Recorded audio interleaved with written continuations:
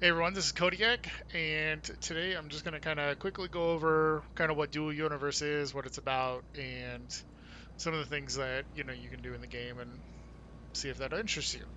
At its core, the game is basically a MMO sandbox style game. For those of you who are familiar with that, you kind of know what that means, but essentially, there is really no guided, you know, this is what you do, go do this quest here, go do your quest there, that type of thing.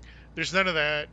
It's very much up to you to come up with your own goals and what it is you want to accomplish within the game itself. So if you're looking for something that's really kind of like hold your hand, follow the bouncing ball, probably not going to work out. You're going to have to kind of decide what it is you want to do in the game. Some of the things you can do within the game, there is territory control. Um, So, for example, when you land, you end up here on Haven initially, which is kind of like a new planet. You get a hex. You can see all these hexes are land control. On this particular planet, you can't claim other territories, but there is a whole system of planets. Many of these will be going away, but there is planets. For example, the closest one here is Alioth, which when we look at it, there is a ton of territories. Quite a few here. All of these are little hexes on the map, and they all have different resources and stuff like that. So what you can do on your territories is you can mine resources automatically. This is kind of like an automated miner setup. They feed resources to a container, um, and then you can either sell or use them, or otherwise, you can kind of do that type of stuff. You of course can build on your territory. So in here you can see the builds are basically they're built around these cubes called cores. So this is a small static core. You can build a base. This is part of a prefab base I've modified. So like I added this, I tore out a runway and added the little flat platform. There are of course constructs that you can build for vehicles. So like here's a kind of like a flatbed truck that I built. Again, it's kind of built around a static core. You can't really see it, but it's underneath there. Here's just like a little basic starter ship that I made, and the dynamic core is there. All of these are parts, so if you can see you can remove or add these parts, you can kind of do all that. How the actual building structure, so for example, you see this doesn't highlight, this is actually honeycomb, or what the game refers to as honeycomb. That's their voxel system, and you can basically build from there, and that's how the building is done there. You can see I just have a very simple block like shape, but there's all sorts of like different building tools that you get with it. It's rather quite advanced. So those are some of the things you can do. So you can kind of build a base. As it showed, there's a whole universe. The universe has, different planets have different resources and different systems. So like there's chromite on Thades and Mattis, but nowhere near Alioth, and there's copper in Alioth, but nowhere near Mattis and Thades. There's a galactic trade station there in the middle, so you can be a trader. You can haul resources to the middle. You can build. You don't have to claim hexes in space, but you can put down like a space core and build a space station yourself. Be up there. There's also PvP. So this bubble basically indicates the safe areas and safe systems, whereas all these other systems out here, Feli, Telemi, Jaego, all these other ones are out into PvP. At launch, there will only be Jaego and Tioma, so two kind of like it'll be like a long, narrow strip, if you will, for the PvP area out to there and there. These have, of course, even better resources going up into higher tiers to do that. There is also, you may hear talk about asteroid hunting. Periodically, asteroids will kind of like interact with the system. You have to scan those down, kind of triangulate where they are in the system, and if you do that, you have like a limited time to go out there and go get like first pick of the resources before it becomes everybody else kind of learns of the position. So that's pretty big. And then there's of course asteroids out in the PvP area too, and they have really high-end materials. So there's a lot of chance for PvP. People trying to do that. Um, for the PvP minded, there's of course what people kind of refer to as like a pipe. So if you were to line up Alioth to Tioma, or yeah, is it Tioma? Yeah, Tioma. That's kind of like the pipe. So like a ship at Tioma may be waiting for any that are coming from Alioth or Mattis or Thades. You just kind of line up from where you are to where that is, and you can kind of expect that. So you might run into some blockades and ganking and things of that nature. Various PvP guilds will have like vast trophies of your ships.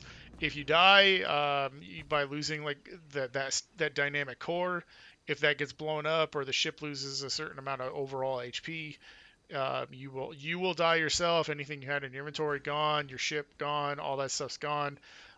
They can take it and do all that. There is actually protection for your designs though. So like you can see it has DRM.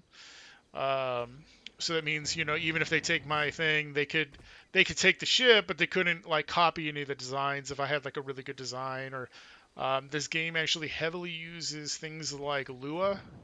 Um, and to kind of just give like an example of that, as best I can, is this kind of comes with the game. Like this screen is actually interactable, so you can click on Mattis, you can click on these moons, you can click on all this stuff. That's probably like a Lewis script that's running in the background there. It's heavily featured. People will actually buy it, so you can actually protect your code and then sell Lua code if that's if you're into it. And if you're not, I haven't done a single thing, and it's perfectly fine. So like you don't have to be a programmer to play, certainly, but if that's something that interests you, you certainly can do that. There are of course uh, big market for buying ships and ships designs. You can make blueprints of the design. Like this ship, for example, is one that it comes from the NPC shop. Yeah, not cash shop, but like you earn credits in game. You buy it. It's kind of like a prefab design. You buy the materials. You get the design, and it's designed to work a certain way. This one's like a even larger version of that. Kind of like a hauler. So if you're like, what, I can't do anything with ship design. I'm completely worthless. Doesn't matter. You can just buy a design, you get the parts, you assemble a blueprint. You'll get these blueprints here. Um, you can just equip, drop it down, and it'll tell you like, okay, here's all the parts. So you go get the parts, you put it together, and there you go, you got your ship. So certainly, if you're there, if you're not into certain aspects, you certainly don't have to interact with them. Um, Game comparison wise, I mean, there's always, everybody likes to throw out their favorite game, but it's basically a sandbox game. So if you like playing sandbox style games, Minecraft, and those types of things, and building together and working together to build like maybe a big building. Rook I think is building his some space platforms right next to mine. There is a robust permission system, so you can, set different permissions to different objects. So, like, here, if I want to make it so everybody in the guild can, build or make a blueprint copy, they can do that. I can do mining pad. I can say, okay, this Kodiak can do whatever on that mining pad, and so there, you can share and work together and collaborate and do, build stuff and do all that, thing. When we've certainly done that. ACOS's MH crafting is over there. Really helped out getting started because he had a lot of materials that I could just be like, oh well, I don't have to wait to craft them. He already has them. And get started. So, you get kind of like the multiplayer group element. Of course, PvP, there's always good group elements in PvP. A blockade is stronger the more you have, the quicker you kill targets, things of that nature. So, there's a lot of really good here, as far as games go.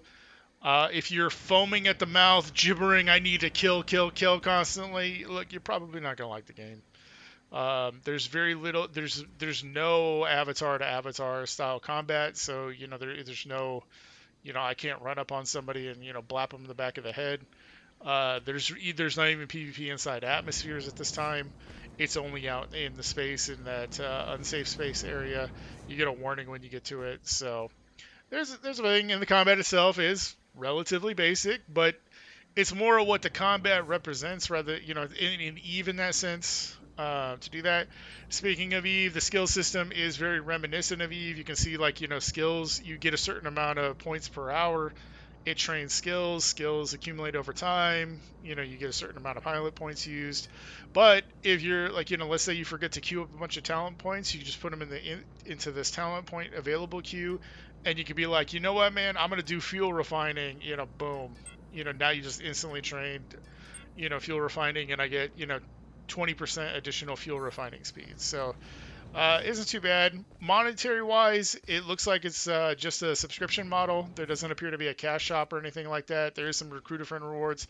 If you do play, you definitely want to use a recruit a friend code. You do get quite a few bonuses for using or being a recruit for somebody else. Check the channels or ask who wants it for things of that nature. But yeah, it's pretty much the game. It's not bad. There's definitely some stuff to do. There's definitely some co-op stuff to do. You can always have fun and do all that and kind of work together.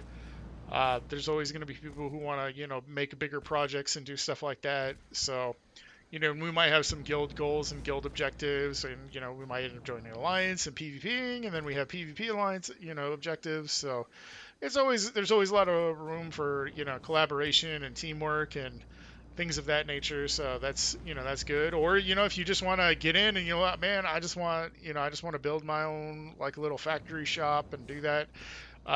There's a lot of automated sequences here. Like for example, here I have like maintain 2,000 of the space fuel, so that way my ship I can always have fuel because this thing is always making fuel. And then I tore down my factory, but like these miners were feeding, automated refiners and feeding this. So if you like that type of stuff, it's all here.